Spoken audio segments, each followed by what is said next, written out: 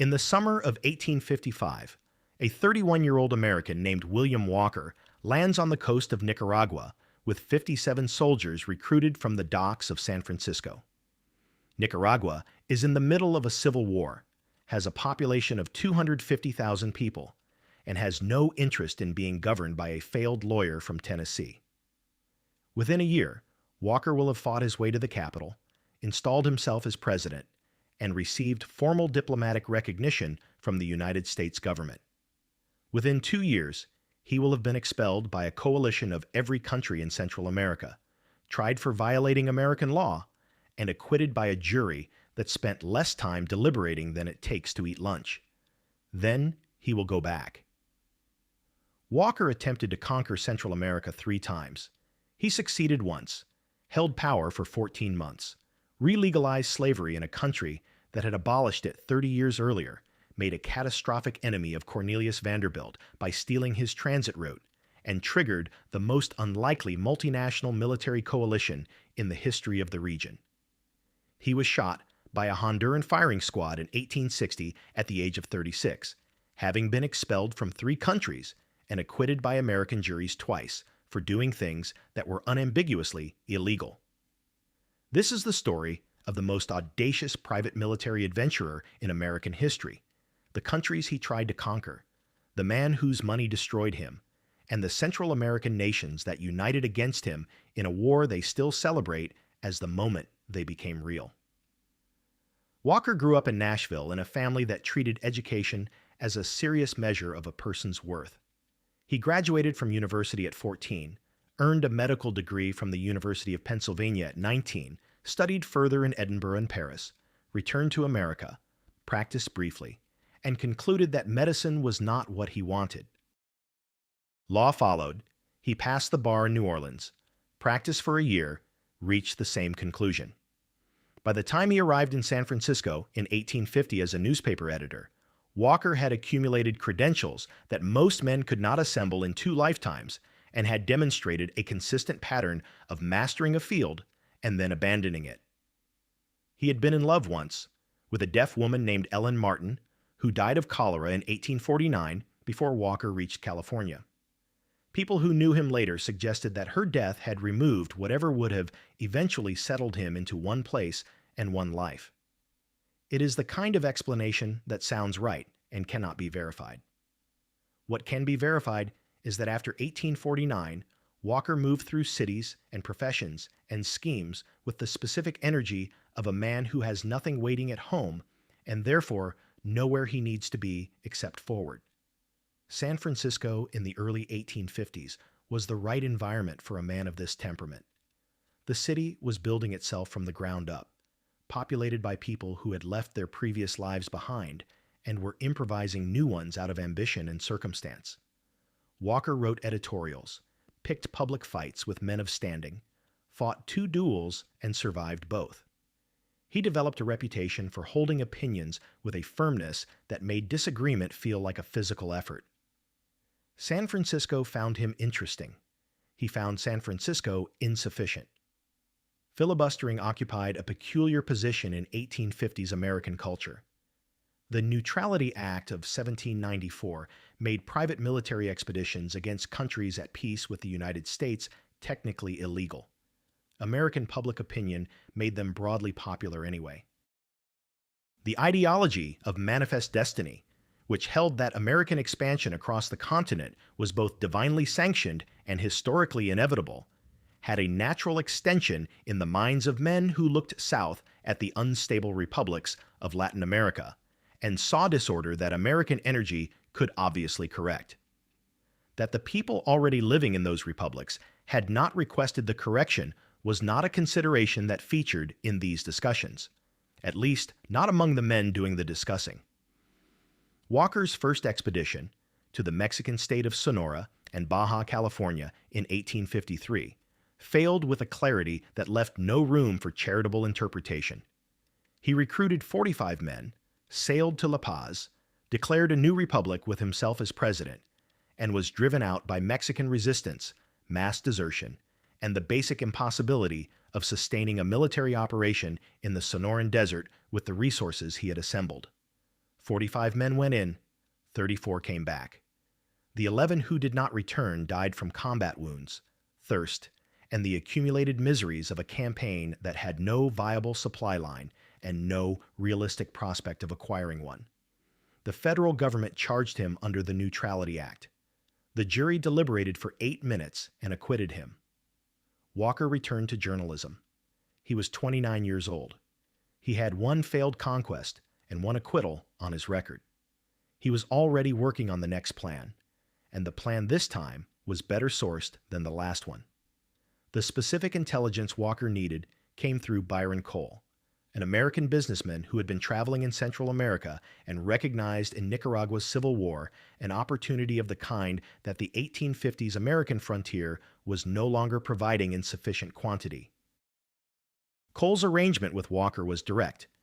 The Democrat faction in Nicaragua needed military assistance badly enough to offer land grants to anyone who could provide it, and Walker was exactly the kind of man willing to provide it. The deal was made in San Francisco. Walker began recruiting. Nicaragua in 1854 was splitting apart along a fault line that had been under pressure since independence. The Legitimists held Grenada and represented the conservative landowning oligarchy that had controlled the country since the Spanish left. The Democrats held Leon and represented everyone who wanted to break that oligarchy's grip on Nicaraguan political life. Both factions had been fighting for years. Both were losing men faster than they were recruiting them, and both had exhausted the internal resources that might have let either side win without outside help. Walker arrived in June 1855 with his 57 recruits, whom he called the American Phalanx, which was the kind of grandiose name that private military adventurers apparently felt was required by professional standards. The name was more impressive than the numbers. 57 men, 2 armies, a civil war, and 250,000 people on the other side of the equation. The reason this was not immediately catastrophic comes down to the specific character of 19th century Central American warfare, which looked very different from the professional European armies that most people imagine when they think about military conflict. These were militia formations, loosely organized, paid intermittently, if at all, held together by factional loyalty to specific political leaders rather than by anything resembling institutional military discipline. Their officers were political appointments as much as military ones. Their men fought when they were paid and sometimes when they were not, but the commitment was conditional in ways that regular soldiers' commitment typically is not. Against forces like these, a small group of well-armed men under unified command had an effect that their numbers alone did not predict. Walker understood this before he arrived, had studied enough military history to recognize the pattern, and applied it without hesitation. His first battle at Rivas in June 1855 ended with a bullet through his cheek and a tactical retreat. He reorganized in the days that followed, continued recruiting from among the American men passing through Nicaragua on Vanderbilt's transit route to California. Young men in transit, some of them easily persuaded that an armed adventure was a more interesting use of their time than a mining claim, and returned with a larger and more capable force. By October 1855, he had accumulated enough men and momentum to strike at Grenada itself, the Legitimist capital, in a surprise assault that overwhelmed the city's defenses before either faction had time to respond coherently. Both sides woke up the following morning in a situation that neither had planned for. The political calculation that followed the fall of Grenada was the most sophisticated thing Walker did in his entire Nicaraguan career. Rather than declaring himself president immediately, which would have been the obvious move for a man who had just taken the enemy capital by force, he installed a Nicaraguan named Patricio Rivas as the official head of government and positioned himself as commander of the army. The arrangement fooled nobody who was paying attention, but official recognition operates by different rules than obvious truth, and the fiction gave the new government enough surface legitimacy that the United States government could recognize it without being seen to endorse outright conquest by a private American adventurer. Walker understood that American diplomatic recognition was worth more to him than any military objective, and he was disciplined enough to wait for it rather than forcing the question before the moment was right. He waited 6 months. In June 1856, he held an election with himself as the only candidate, became president of Nicaragua, and received formal recognition from the Pierce administration within 2 months. Southern newspapers celebrated him as the vanguard of American civilization. Northern newspapers covered him the way sports reporters cover a champion, with breathless enthusiasm for the spectacle and very little examination of what the spectacle actually meant for the people in the country he was governing. Someone took his photograph in the presidential palace in Granada. He looked like a man who had never seriously considered that things might have gone any other way. Washington's recognition was the ceiling. The months that followed were defined by 3 decisions that converted a consolidated position into an unwinnable war, and the damage each one caused made the next one more likely rather than less. The slavery decree came in September 1856. Walker re-legalized slavery in Nicaragua, which had abolished the institution 32 years earlier in 1824, and the strategic reasoning behind the decision was coherent on its own terms. He needed money and recruits. The American South had both. Southern politicians had been watching Nicaragua with the specific interest of men who were counting potential slave states and calculating what additional Senate representation would mean for the political balance in Washington. Walker's decree was a direct pitch for that constituency, and it worked as intended in the short term. Southern volunteers began arriving. Jefferson Davis, serving as Secretary of War in the Pierce administration, had been following Walker's activities with more than casual interest. Prominent Southern newspapers described Walker as a visionary and his Nicaraguan experiment as a model for the natural expansion of Southern civilization into the tropics. What Walker failed to think through carefully enough was the reaction in the countries surrounding Nicaragua. Guatemala, Honduras, El Salvador, and Costa Rica had all been watching his consolidation since he took Granada. All had assessed it as threatening, and all had been deciding how to respond. A successful American filibuster state in their neighborhood was one kind of problem. A successful American filibuster slave state with explicit ambitions to expand further south was a categorically different threat, and the slavery decree provided the specific provocation that converted 4 countries from cautious observers into committed enemies. The decree did not create the coalition that would eventually expel Walker. It accelerated it by several months and hardened it in ways that made negotiated outcomes impossible. The damage Walker had already done to his relationship with Cornelius Vanderbilt was a separate problem running on its own track. Earlier in his presidency, Walker had revoked the operating charter of Vanderbilt's Accessory Transit Company, which carried California-bound passengers across Nicaragua by steamship and stagecoach, generating substantial revenue for both Vanderbilt and for the Nicaraguan Treasury, and transferred the route's operation to associates of his own. Whatever financial logic Walker had applied to this decision collided immediately with the reality that Vanderbilt was one of the 2 or 3 wealthiest men in America, possessed of extensive political connections and a well-documented personal temperament that responded to being robbed by deploying every available resource against the person who had done it. Vanderbilt began funding Walker's Central American enemies, coordinating with the coalition forming against Walker, and using his Washington connections to complicate Walker's ability to recruit reinforcements and resupply his forces from the United States. The transit route was Walker's logistical lifeline and his primary source of government revenue. Vanderbilt was methodically severing both simultaneously, and Walker had no comparable resource with which to respond. Costa Rica had moved before either of these situations fully developed. President Juan Rafael Mora had looked at Walker's consolidation in early 1856 and reached a conclusion that most of his neighbors had not yet acted on, that waiting for Walker to finish establishing himself was more dangerous than acting while Walker was still consolidating. Mora's forces defeated a Walker detachment at the Battle of Santa Rosa in April 1856 in an engagement that lasted 14 minutes. He then pushed his campaign to the San Juan River, which carried Vanderbilt's transit passengers across the isthmus, and fought for control of the fortified position at La Trinidad in battles that cost significant casualties on both sides. Mora was personally present at these engagements.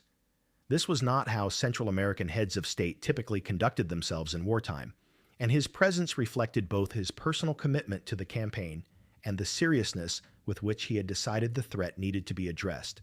By late 1856, Walker was fighting on 4 fronts simultaneously: Costa Rican forces on the transit route, a coalition of Guatemalan and Honduran troops assembling from the north, legitimist remnants that had never accepted his government, and a cholera outbreak that arrived in his camps in the second half of the year and killed men at a rate that no military engagement had matched.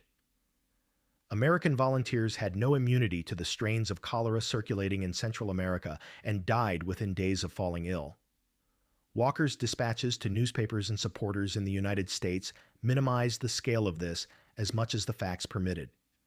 The men in the camps were not minimizing it among themselves.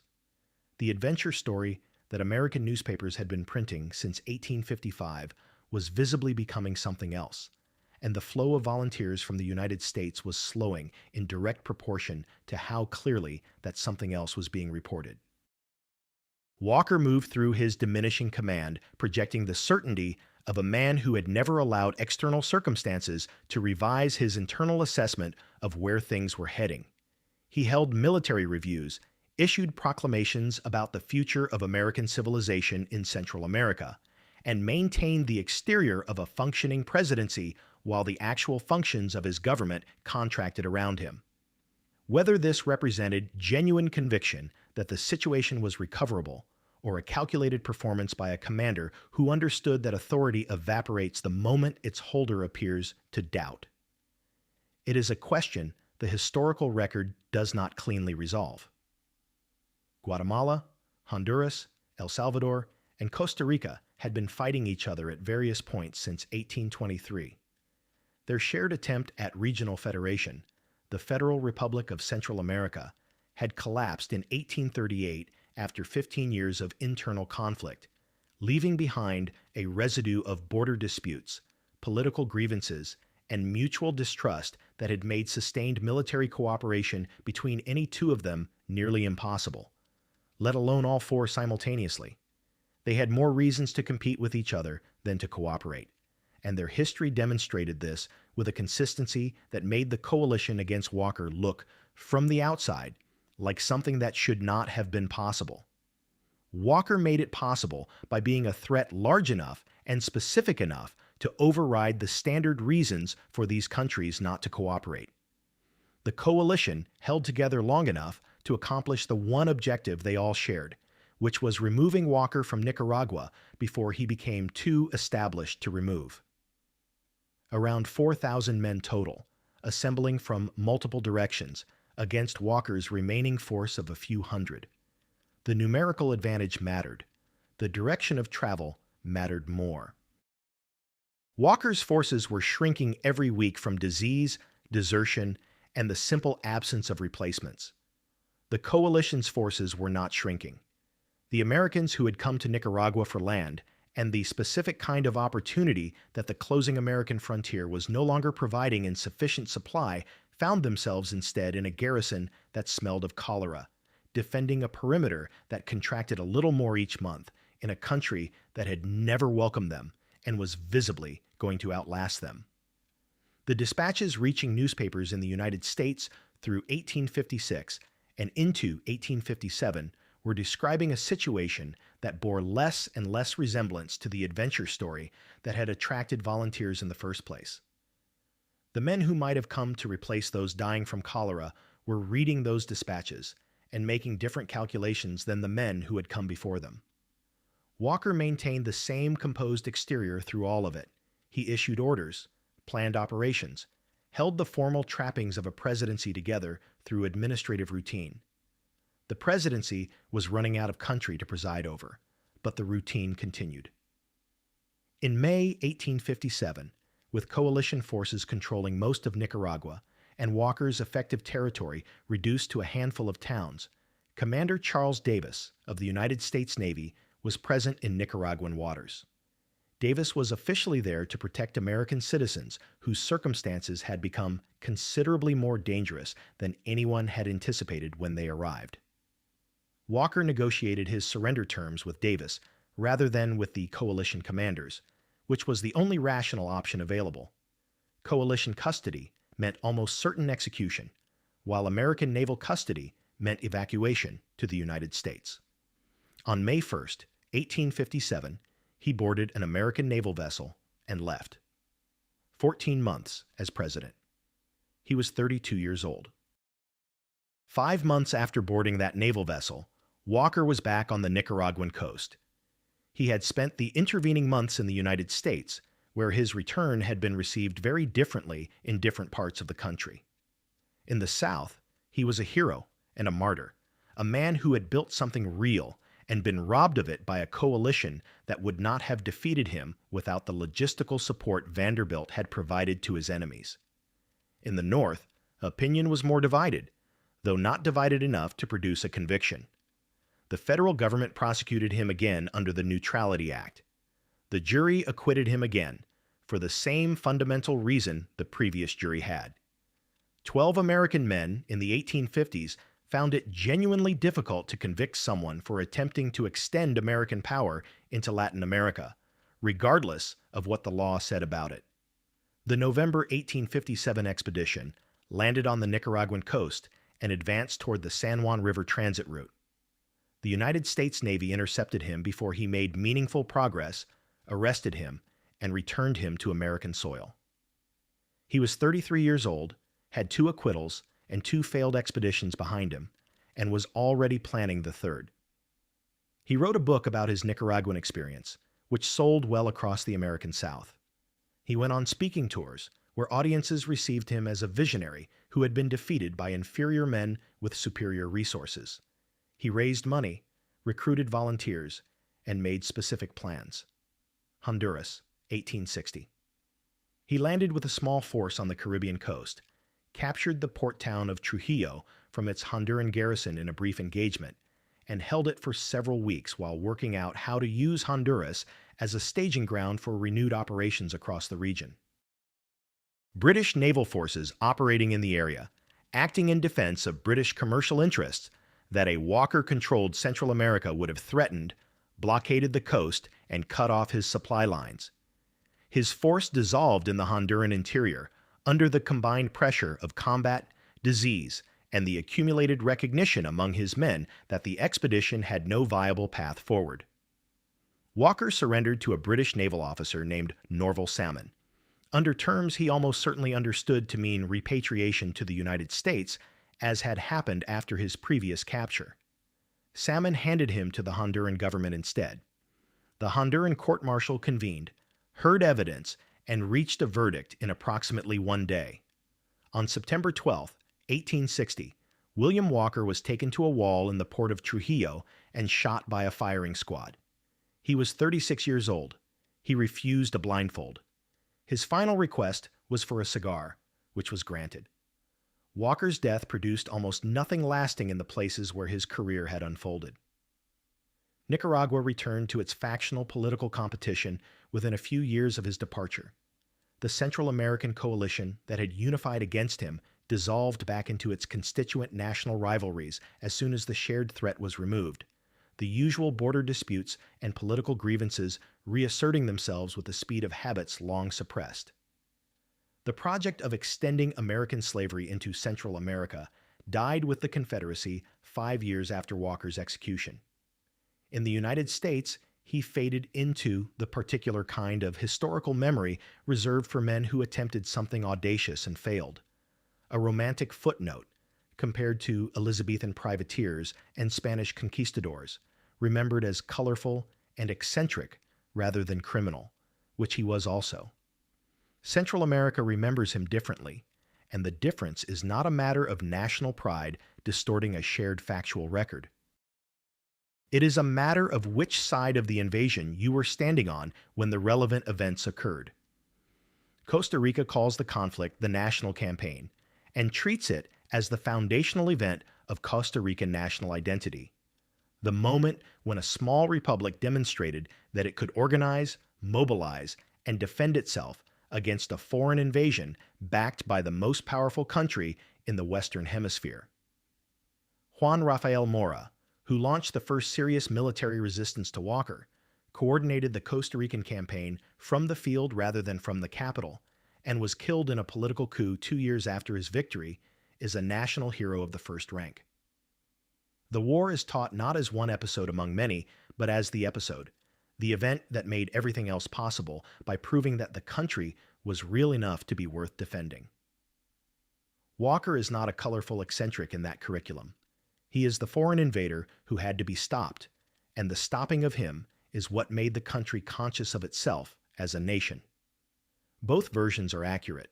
The same sequence of events. A man arrives with 57 soldiers, fights his way to the presidency, re-legalizes slavery, gets expelled, tries twice more, gets shot at 36, looks genuinely and irreconcilably different depending on your position relative to the events. This is not a philosophical claim about the subjectivity of truth. It is simply the observation that foreign intervention looks different from inside the country being intervened in than from outside it. And Walker is one of the cleaner historical examples of how complete that difference can be while both parties agree on every factual detail. What his career actually demonstrated, beneath the romantic frame that American journalism applied almost from the beginning, was something mechanical and replicable rather than heroic and unique. Walker had not created Nicaragua's instability. He had found instability that already existed, inserted himself into a civil war already in progress, provided one faction with enough additional military capability to gain the upper hand, and converted that faction's dependence on him into his own political authority. The method required no particular genius. It required the ability to recognize the right conditions, the willingness to act before the conditions changed, and enough military competence to stay alive while the political consolidation happened. Walker had all three, and the history of foreign intervention in weak states across the following century and a half suggests that he understood something about the mechanics of it that more powerful actors have been applying at larger scale ever since. He was the most talked about American in the world for approximately 2 years. He spent the 3 years after that being expelled from countries and acquitted by juries and recruiting for the next attempt. He ran out of attempts in Trujillo, against a wall, at 36, having refused a blindfold and asked for a cigar.